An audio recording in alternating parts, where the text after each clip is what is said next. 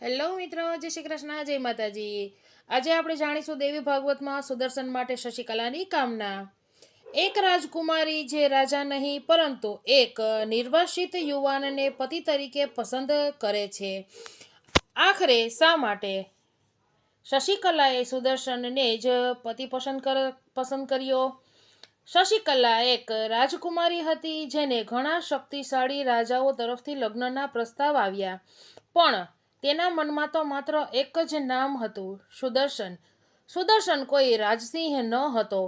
તે વનમાં રહેતો હતો, મુશ્કેલીઓમાં જીવતો હતો, પણ શશિકલાને તેના ગુણો અને તેની ભક્તિ અને તેની સચ્ચાઈ પર વિશ્વાસ હતો. તેણે દેવી માતાની આરાધના કરી અને એક જ કામના કરી, મારો વિવાહ સુદર્શન સાથે થાય. અને અંતે દેવીની કૃપાથી શશિકલાની આ સાચી પ્રેમભરી પ્રાર્થના પૂર્ણ થઈ. સાચો પ્રેમ ક્યારેય પરિસ્થિતિઓથી નથી ડરતો. જો તમને આવી જ ધર્મ અને ભક્તિથી ભરેલી વાર્તા ગમતી હોય તો વિડીયોને લાઈક કરો, શેર કરો, ચેનલને સબસ્ક્રાઈબ કરો અને કોમેન્ટમાં જય માતાજી લખવાનું ભૂલશો નહીં.